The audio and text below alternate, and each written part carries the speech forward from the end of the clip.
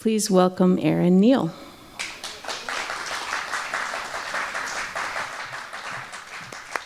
It's great to be here. This really is a wonderful place. Just a beautiful spirit here. It's, even though I haven't been for a while, it's been a huge blessing in my life, and so I'm grateful for everyone and grateful to be here. Grateful for everyone attending. This is a sacred space, you know.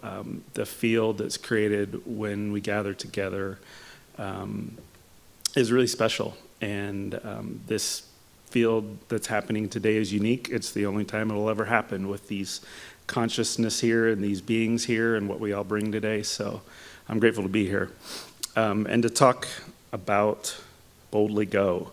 And so, you know, I thought quite a bit about this. You know, what can I say in a short period of time that could, you know, hopefully be beneficial? And, you know, the first thing I want to talk about is boldness a little bit. I kind of want to expand or maybe shift the definition a bit of what we think. I tend to think boldness is, you know, it's like it's strong and you're speaking up, and that certainly is a part of boldness. But another way that I would like to think about boldness that relates to what I'm going to talk about is boldness is often saying something different, or standing for something different, or standing out.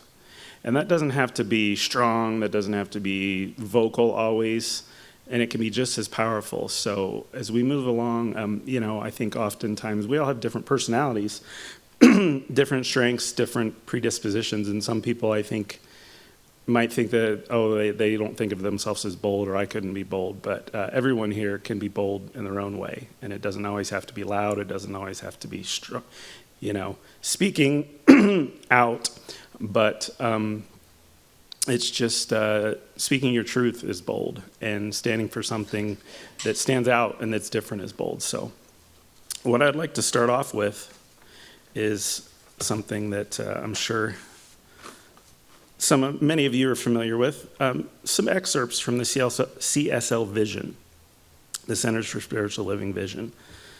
We envision a world of peace and harmony, a world in which we live and grow as one global family. We envision humanity awakening to its spiritual magnificence. We envision a world which has renewed emphasis on beauty, nature, and love. We envision a world that works for everyone. I've always loved that from the first time I heard a world that works for everyone. It just speaks so deeply to me, and it's so beautiful. And that really is, that CSL vision it's a bold vision. It really is. In today's world with a lot of negativity, a lot of fear, a lot of division, to hold that vision and to speak that vision and to believe in that vision and support that vision is boldness. And that's the first thing that I just want to mention, and just really how bold of a vision that is. And so, you know, it's funny, I was telling Shemaine that I spoke, a few years ago, I spoke in front of over 500 people, and then this fall I spoke in front of about 300, and I wasn't nervous at all either one, and I was telling Shemaine, I'm a little bit nervous today, which is kind of funny, and it struck me as kind of odd. But then I think it's because, you know, at those, there were other speakers. People weren't coming to hear me. They were coming to, you know, for Michael Bernard Beckwith and Byron Katie and Suzanne Giesman. And so it was funny, I got a little nervous. So I've still kind of got some butterflies today with me. I just thought that was really funny. But I think part of it too is I really do feel that I hope I can share something that really can make a difference to people. So the first thing I want to start off briefly is a little bit of my story. And I used to be hesitant to tell my story. And my stories, I just felt like, you know, why does that really matter? And I don't want my talks to be about me. But I was contemplating that before my talk this fall, and I really, I received inspiration that it was really important, that all of our stories are important, and my stories and your stories. And so I'm going to share a little story And I want to give apologies to people that came to the Emergence Conference, because some of the themes I'm going to talk about are the same. But as I contemplated and sought inspiration on this talk, just a lot of the same things came to me to talk to. So some of you may have heard some of these stories and thoughts. So in 2020, I had a rough year, like many people did. I had the proverbial dark night of the soul. And I'm going to turn this down a bit. And, I thought that I was going to avoid that program. I thought not going to have to experience that.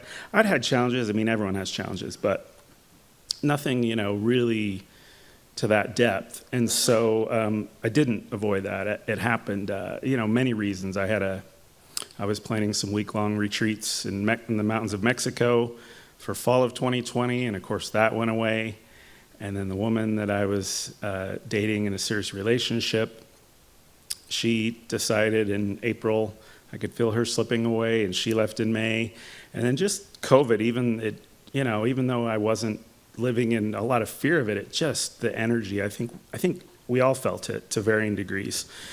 So that was a really rough year, and I won't go into the details of it, but I experienced a lot of pain, a lot of depression, fear, even a part of me feeling like I didn't want to live anymore, which I'd never even experienced. So it was challenging, and I know many people had even more challenging things, but by the end of 2020, I was starting to come out of it. I was starting to feel possibility again, starting to feel some hope kind of in December. And then in January, I could just feel myself starting to come back to life. And then a really interesting thing happened to me in January. I wasn't pondering this. It's something I'd thought about before and kind of believed in and wanted to believe in, but then the events of the last year before that made me question it. And what that was the best way I can describe it is I received a transmission. It was something that just came to me about the great change, or what some people would call the great awakening.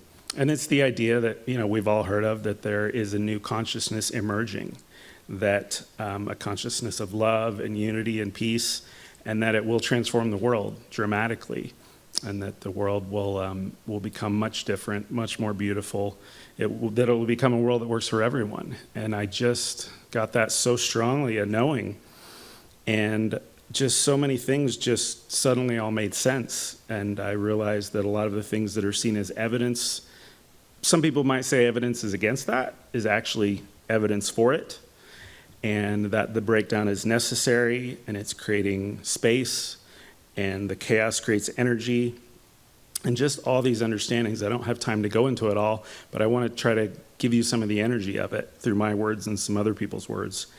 And I just got a knowing that I don't claim to know all the timelines and all the specifics. Anyone that does, I think it's probably speculation, but a lot of people have felt the energy and tuned into that energy. And I got a knowing that in my lifetime there would be really massive changes for the better, that I would look back at the end of my life and just be amazed, frankly. And not that everything would be perfect and it would all be, I believe this is a process that will take a while, but that it has begun. And so it was just so powerful. And the beautiful thing about that, I believe that and with all my soul. And the nice thing is we don't have to wait for the whole world to change. I know often I was in the pattern and have been in the pattern before of looking out and like, oh, well, why is this way? Why is this way? And I've realized no one needs to be any different for me to feel good and to have a good life. Nothing needs to change externally for me to feel good and to have a good life. And that's true for all of us. So we don't have to wait for the whole world to change. We can create this great change in our hearts and in our minds and in our communities here and in our families, and it ripples and it spreads out. And it will, and it is already. And there will be an exponential spread where it will hit a critical mass, and I think we'll be pretty amazed at some point. So, and of course, I'm not the first person to say this. This is not my idea. It's been prophesied and foretold by many sages and spiritual masters. And I want to share a couple quotes on that from some people you may or may not know. So the interesting thing is right after I got that transmission in January, maybe a week or two later, I started seeing the gene keys and Richard Rudd everywhere. I don't know if you all have heard of that. It's an amazing, amazing system and teachings and transmission. It's phenomenal. And I'd heard of it before, but I didn't really get into it. I started seeing it everywhere, like emails and YouTube and people talking to me about it. And with that came a knowing that this was really significant and that I should really delve into this and commit myself to studying this, practicing this, and living this. And in fact, that it would be significant for the rest of my life. So I got into it, and very quickly I realized I started reading one of the main, there's lots of points to it, but the main thesis really is this great change of humanity, and how this will happen, and how we can do it, and how can we be a part of it, and how we can discover our own gifts and contribute to it. So I was really amazed that I received this, and then a week later, it was such a blessing. So Richard Rudd is the man that he says he received it, and he's the first student of the Gene Keys. He doesn't claim to be the author, but I'm going to read a quote by him. He says, "We're living in the time of the great change, and this collective awakening has begun. The great change is a phase of evolution in which all systems within our universe will make a quantum leap into a higher dimension. This is a time period in which human awareness is moving from being self-centered to being collective. This unprecedented event is taking root within humanity, and its repercussions will continue to evolve and transform our species for many hundreds of years. It will ultimately allow us to transcend the fear and separation that has until now undermined human evolution. The result of the great change will be the gradual dawning of a new human, Homo Sanctus, the sacred human."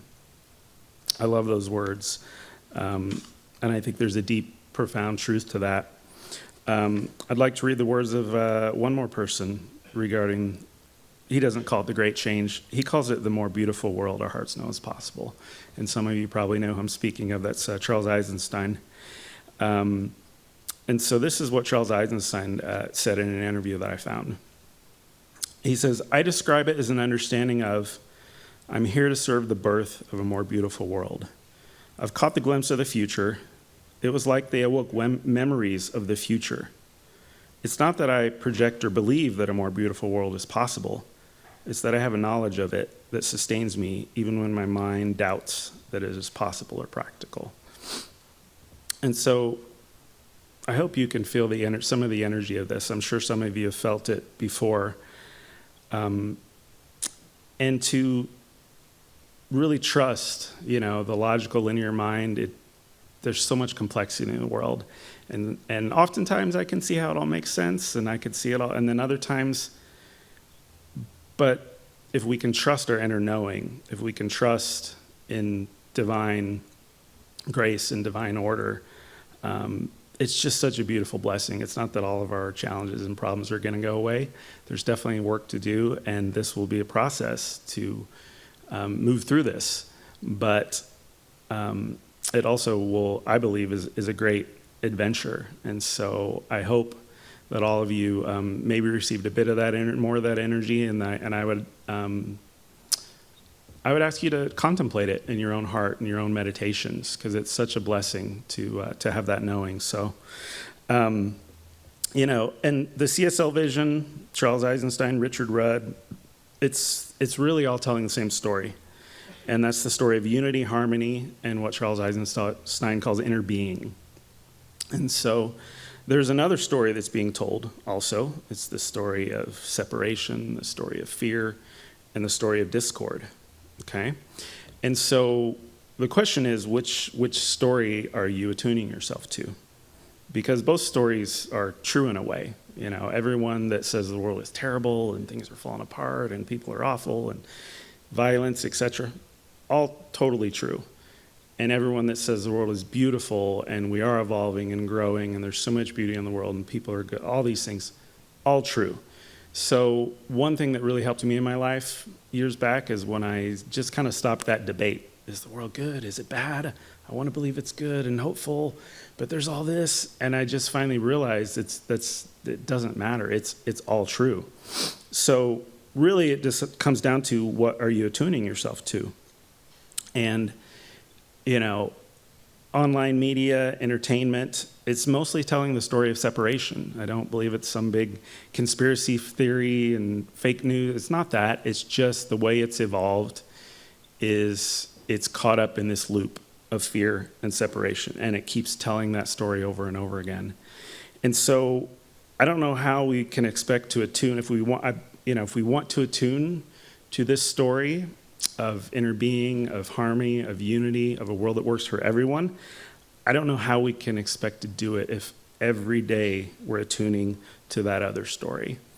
And it's really challenging. And the other problem with that other story is it's out of proportion. You know, it's a distillation of all the terrible things, and it's like crack, you know? It's like, you know, you take and so it's actually not, even though there's truth in it, it's actually not accurate. It's not proportional to all the beauty that really is in the world. And a lot of people say, well, you know, I need to be a good citizen, I need to keep up, and I don't agree with that. These have become businesses, they're for profits. I'm not saying they're bad people, I'm sure they're doing what they think is the best, and there is a purpose to it, right? We do need to know about some things, so it's not that it's all bad, but they have become a business that is vying for your attention, vying for profit. And so we don't have to do business with something that doesn't support us or doesn't support our values. I stopped in January of 2021. I just tuned out to pretty much almost all of it. You know, I still watch YouTube, great things. I like watching spiritual videos. I like watching sports stuff. I like learning, psychology. You know, and I if something major happens, I hear about it, and I contribute to causes that I care about. So I don't want to keep banging on about this too much, but I just think it's so important. I really do. I don't think there's ever been a time where it's so important to really realize what you're attuning to and what you're letting into your consciousness and asking, is this supporting my vision of my life in the world, or is it supporting a different vision? And so I'm sure you've heard of the idea of a media fast, social media fast online for 30 days. I would really invite you to try that and see how it feels and see if you feel the difference. So I really do think that's a vital thing. So I'd like to transition with the story, though, and to shift gears a little bit. And it's the story, so there was a man, he was a head of a large nonprofit group that did really, the details aren't important, but they did really great work and really impacted, you know, hundreds of thousands, even millions of people. And so, you know, he had committed his life to service and was doing great work. And then his mother-in-law fell ill, and his wife wasn't able to take care of her. And so he took a leave of absence. He took off for a little over a year, a sabbatical from his position and speaking and doing all these things. And he took care of his dying mother-in-law. And it was interesting because he said a lot of people that, you know, no one would come out and say, well, why are you just taking care of an old woman when you could, you know, you should be doing this? No one would say it, but he could feel kind of the energy that people are like, why would you do that? Your work's so important. You're reaching millions. And he said it just was the right thing to do. And I love that story because it really illustrates, you know, to the universal divine mind, a million souls aren't any more important than one soul. The worth of a soul is not even the right way to think about it, because the worth of every soul is infinite.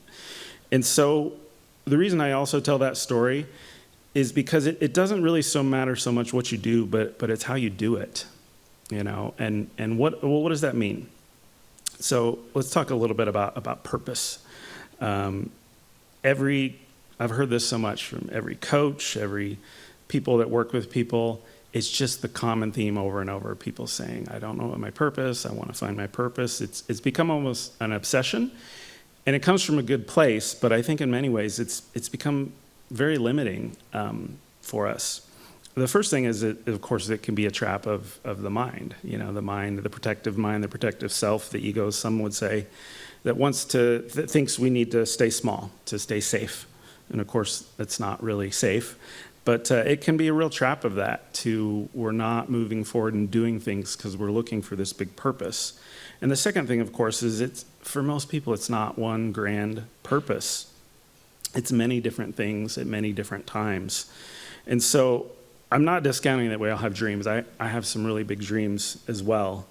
But we can express our values and we can share our gifts doing anything. I'd like to share another quote about that.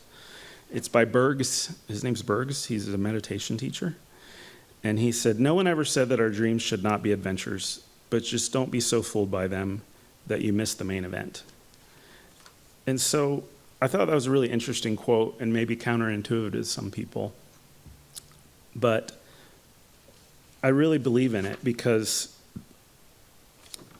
I just feel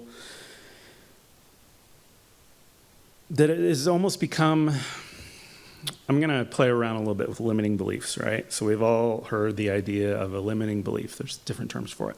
And there's a lot of truth in it. You know, I want to do this, but I can't, so that's my limiting beliefs are holding me back. But I'd like to turn that on its head a little bit and have you think about it in a different way. It has become almost kind of gospel in this world that you have to be doing your passion full-time for a living and doing what you love to be like fulfilled. And I would actually say that's a very limiting belief. And by no means am I telling anyone to give up your dreams or do this, but it's a limiting belief that the only way you can do it is in that way. I just don't believe that. And so I would say don't wait for your dreams to come true, to share what your gifts now. Every person here has so much to give. And I know that's kind of become a cliche, but it's really true. If you're here, you are a light. Even just the fact that you're seeking something different, you're seeking something more, you're seeking a higher consciousness, means that you are a light in this world. And so what you do matters. Every act of love and kindness matters. Every act of compassion, of grace, it all moves us closer to this vision of the world that works for everyone. And so I'm going to tell a couple stories that kind of illustrate that. It's funny because I was thinking, I had a story that I told before, and I have a personal story, and then I was thinking, I really felt like I should tell Rick's story of what he does. And Shemaine told me about it, that Rick drives the bus for UTA, and Shemaine talked about how he really just focuses on being loving and just being a presence there that is kind and compassionate. And how he doesn't have like problems on his bus. A lot of other drivers do, but his presence makes such a difference. And I remember once a couple years ago, I saw Rick at Taco Bell, and I wasn't having the greatest day, and I saw him, and his presence, his love, and it was interesting because then I went and asked Shemaine, now what did Rick say about that? And he said, "I'm a bold and loving presence." And I was like, oh, that's why thought I should share this story. I thought it was so perfect that he actually says that I'm a bold and loving presence. And he is. And Rick inspires me. There's lots of people, once again, that think you have to be writing bestsellers or coaching or doing all these things that are great. But driving a bus, something simple, can be such a beautiful practice. And we can share and express our values and love and everything. I have a personal story too with that. And during the pandemic, my business went away, and the cool fun retreats in Mexico just gone like that. And so I started after a few months, I started driving DoorDash to bring in some income. And this was during my dark night of the soul. I was not doing well, but I did something simple that any of us can do, and I'm sure many of you have done. Is I just made a decision that I was going to go out there. And when I'm driving, I'm going to be as kind and loving and spread as much light and love as I can, especially during that time, to the people working at restaurants that are stressed out and scared maybe of the virus. To leave it at people's doors, to knock, and you're supposed to go away so you're not close, but to always give them a smile and gratitude. And so I did that, and it really was such a beautiful practice, and it gave, I'm not saying it made all my depression, all of it go away, but it gave some meaning to my life. And actually, when I look back, that was the only time I actually felt pretty good for about 6-month stretch. And any of us can do that. We really can. And So that's one of the biggest things that I just want to convey is to don't wait, don't think, keep those dreams alive, and then let them go when it's time to let them go, and live them and let them go. But every one of you can be a part of this. Every one of you are actually a part of this great change. And know that every act matters and every act ripples out. And I know some of these ideas aren't necessarily new, but I hope you can really feel them, because you can make anything your practice of sharing your values, sharing your vision, sharing your love. And as more and more people do that, the world starts to change more and more. And so, I just want to close with saying, that we can seemingly make the mundane meaningful by sharing our love and expressing our values daily in the world. And so I invite you all to go boldly with your love in your heart, and together let's create the more beautiful world that our hearts know is possible. Thank you. Can I give a prayer? Okay, I'm going to give a little prayer now. I'm supposed to do that. Okay. We come together with gratitude and thanks for this wonderful community, this wonderful opportunity to gather together as beautiful divine souls, and we affirm our divinity and we affirm our humanity. We are human, we are divine. We honor both. Both are beautiful, both are important, and we embrace all of it. And we affirm the vision, the beautiful vision of unity and peace and love. The vision that this organization stands for, the vision that we all long for. We affirm that it is possible, that not only it's possible, but it's already begun, it's happening, and we are a part of it.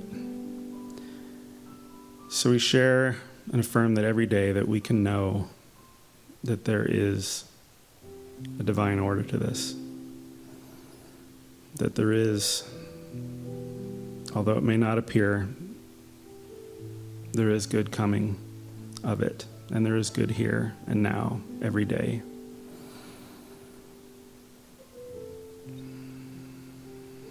And so, bless all these beautiful divine beings, divine souls, to know that we all know the light that we have inside. And that doesn't have to be big grand gestures. It doesn't even have to be visible. No one may see it, but every act is noted. Every act makes an impact in the field of love, peace, possibility, life. So we say all these things with love and gratitude, and together we say, and so it is.